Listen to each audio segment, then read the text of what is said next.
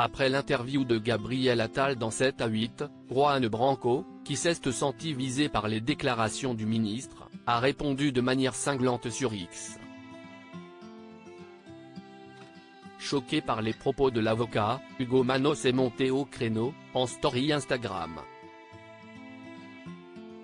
Ce dimanche 5 novembre, le portrait d'Audrey Crespo-Mara dans 7 à 8 était consacré à Gabriel Attal. À cette occasion, le ministre de l'Éducation nationale a accepté de revenir sur le harcèlement scolaire qu'il a subi dans son adolescence, lui qui se bat aujourd'hui pour que le sujet soit mis en lumière. Si est une souffrance. Je crois que le pire si est quand on a le sentiment que cette souffrance n'aura pas de fin, a-t-il déclaré. S'il n'avait pas encore fait son coming out à l'époque, Gabriel Attal avait été ciblé par un camarade de classe, qu'il avait couvert d'insultes homophobes. Quand je me suis engagé en politique, j'ai compris qu'il ne voulait pas me lâcher. Quand j'ai été nommé au gouvernement, il a posté des messages sur les réseaux sociaux en faisant référence à mon homosexualité, a-t-il affirmé.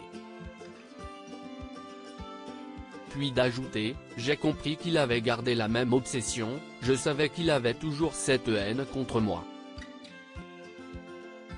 S'il n'a jamais été nommé dans l'entretien de Gabriel Attal, Juan Branco a estimé être visé par les propos du ministre. Et sa réponse ne s'est pas fait attendre.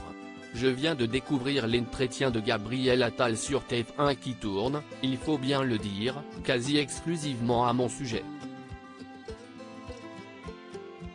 15 minutes d'instrumentalisation d'un sujet sensible, essentiel, celui du harcèlement, au profit de l'exposition sans pudeur et sans contradiction d'une intimité déformée, dont 10 minutes à parler d'une personne que l'on dit obsédée par soi, a-t-il écrit.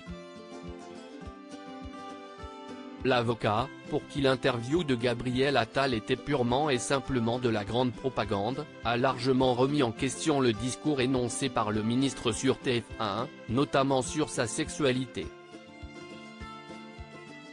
Hugo Manos défend Gabriel Attal et atomise Juan Branco. Je ne ferai pas l'affront à M.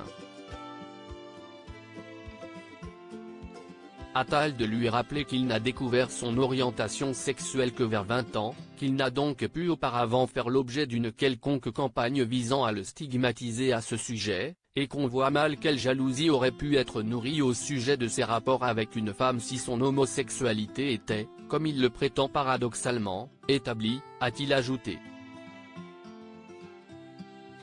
L'avocat de 34 ans a également évoqué la sexualité de Gabriel Attal, dans un autre tweet. Personne ne savait qu'il était homosexuel, pas même lui. On ne l'a appris que des années plus tard lorsqu'il s'est pacsé avec Stéphane Séjourné, le conseiller politique de Macron qui distribuait les circonscriptions. Et c'est cela qui a été révélé. Lui-même ne l'a découvert ou accepté qu'à un âge avancé, a-t-il écrit. Des propos qui ont fortement agacé Hugo Manos, qui n'a pas manqué de réagir, en story Instagram. Mais quelle merde ce Branco. Mec, à l'école, on insulte les gamins qui jouent avec les filles, qui sont un peu maniérés qu'ils soient homo ou pas, qu'ils aient conscience de leur orientation ou pas. Le sujet n'est d'ailleurs pas que la sexualité mais le manque de caractéristiques de masculinité, de virilité et de puissance. Pour finir, le fait de faire son coming out à 20 ans ou même 50 ans ne signifie pas que l'on découvre son homosexualité, a écrit le compagnon de Laurent Ruquier. Le torchon n'a pas fini de brûler.